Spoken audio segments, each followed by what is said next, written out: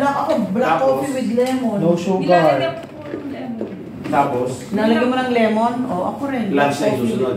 Black coffee with lemon. Tapos mo? Lunch, kahit anong lunch.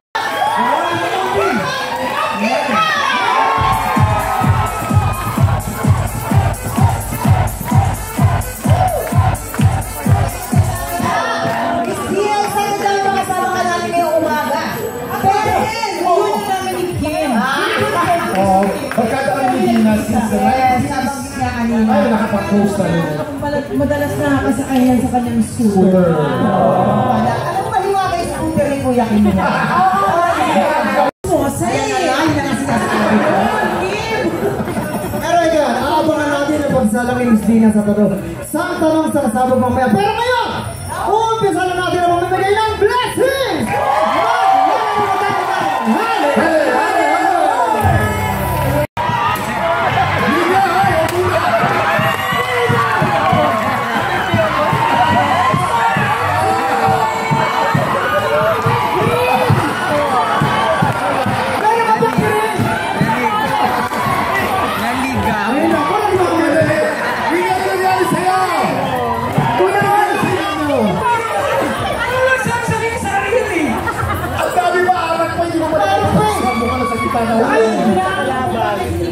So, akala mo kung magdadrama ka, may babalik mo pa ba ang ina mo?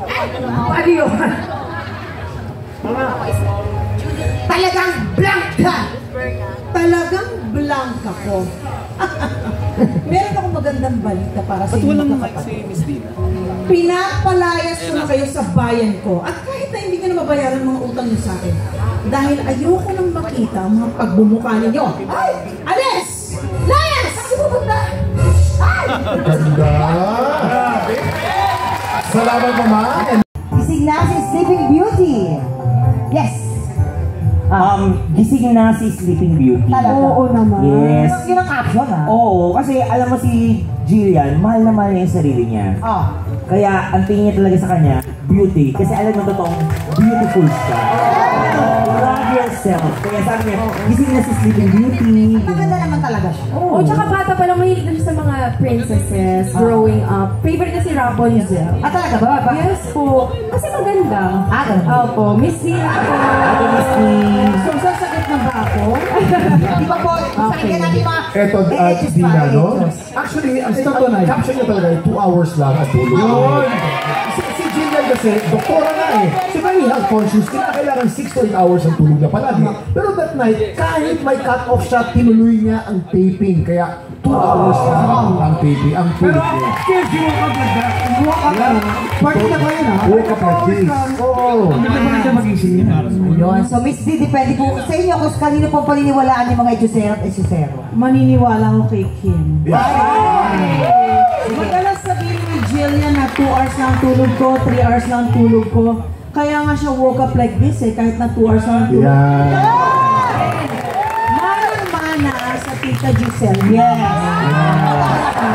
So, doon po kayo sa letter A. 2 hours ang tulog ko. Yes. Alright. Take na pitin kita.